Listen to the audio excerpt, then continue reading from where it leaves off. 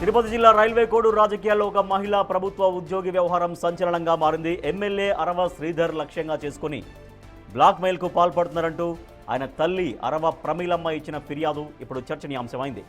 ఆ ఫిర్యాదుపై రైల్వే కోడూరు పోలీసులు దర్యాప్తు ప్రారంభించారు.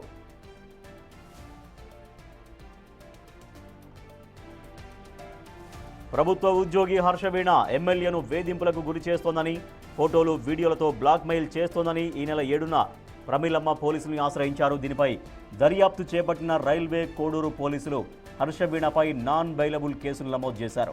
మరోవైపు స్థానిక జర్నలిస్టు శంకర్ రాజుపై దాడి చేసిన కేసులను ఆమె నిందితురాలిగా ఉంది. ప్రస్తుతం హర్షవీణ ఫోన్ స్విచ్ ఆఫ్ చేసి ఉండడంతో ఆమె ఎక్కడ ఉంది అనే కోణంలో పోలీసులు ఆరా తీస్తున్నారు. త్వరలోనే ఎమ్మెల్యే స్టేట్మెంట్ను కూడా రికార్డు చేస్తామని సిఐ చంద్రశేఖర్ తెలిపారు. ఈ నెల 7వ తేదీ 11 PM గంటలకు అరవ ప్రమీలమ్మ రైల్వే కోడూరుకు చెందినటువంటి ఎమ్మెల్యే గారి వాళ్ళ మదర్ ఆమె వచ్చి మాకు ఒక రిటర్న్ కంప్లైంట్ ఇవ్వడం జరిగింది.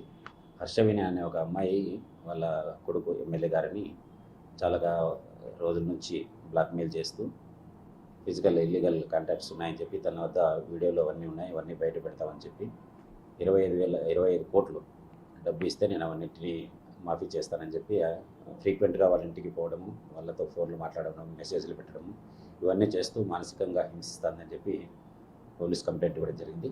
దానిపైన మేము కేసు నమోదు చేసాం. 3085, 351(2), 61(2) రెడ్ విత్ 35 PNS యాక్ట్ కింద కేసు నమోదు చేసాం.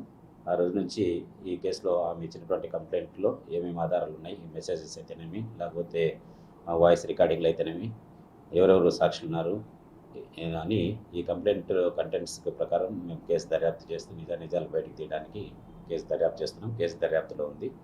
అదేవిధంగా ఎవరైతే హర్షవీణ ఉన్నారో ఆమె కాల్ డీటెయిల్స్ అయితేనేమి, తర్వాత అకౌంట్స్ అయితేనేమి, ఇవన్నిటి కూడా అన్నీ వెరిఫై చేస్తున్నాం. త్వరలో ఇవన్నిటి కూడా అందరికీ దర్యాప్తులో ఏ విషయాలు అయితే బయటకు వస్తాయో అవన్నీ తెలియజేస్తాం. ఇది కేసు నాన్ బెయిలబుల్ కాబట్టి ఇంకా దర్యాప్తులో ఉంది, నోటీస్ ఇవ్వడానికి లేదు.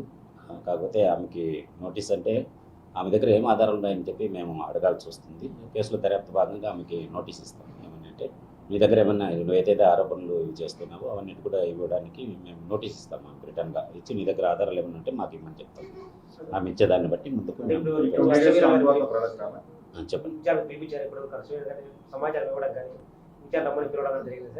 అదే ఆమె మేము లొకేషన్ చూస్తున్నాం. ఆమె అందుబాటులో లేదు, మనకు ఆ రోజు నుంచి కూడా లేదు. హైదరాబాద్ అక్కడెక్కడో ఉన్నట్టుంది. ఆమె ఫోన్ కూడా స్విచ్ ఆఫ్ వస్తూ ఉంటుంది. కాబట్టి ఆమెకి నోటీస్ అయితే ఇస్తున్నాం. మనం వాళ్ళని వెరిఫై చేస్తున్నాం. ఆమె గురించి ఆమె అందుబాటులోకి వచ్చినప్పుడు నోటీస్ రిటర్న్గా ఇస్తాం. ఆమె ఎక్కడికన్నా రమ్మని వస్తే అక్కడికన్నా పోయి ఇస్తాం. లేదా ఆమె స్టేషన్కి వచ్చినా కూడా అక్కడన్నీ తీసుకొని ఆమె ఆధారాలు మాకు ఇవ్వచ్చు. ఆయన ఇచ్చిన కంప్లైంట్ పైన కూడా కేసు నమోదు చేసాం. ఆమె పైన అది కూడా వీడియో రికార్డింగ్ కూడా ఆయన మాకు ఇవ్వడం జరిగింది. దాంట్లో ఆయన ఇంటికి పిలిచి ఇంట్లో డీటెయిల్స్ చేసి ఆయన్ని కొట్టినట్టుగా కంప్లైంట్ ఇచ్చింది. దానికి ఆధారాలు కూడా ఆయన ఇచ్చాడు కాబట్టి దానిపైన కేసు నమోదు చేసాం. అది కూడా దర్యాప్తు చేస్తాం. ఫస్ట్ మదరే ఇచ్చింది కంప్లైంట్. మదరే ఇచ్చింది. ఆమె ఎందుకంటే ఈమె మదరు తర్వాత వాళ్ళ ఇంట్లో కొడుకు, అల్లుడు, కూతురు అందరికీ ఫోన్లు చేయడము, రాత్రిపూట విసిగించడం అంత బాగా హింసిస్తూ ఉందనే ఉద్దేశంతో మదరే బాధతో వచ్చి కంప్లైంట్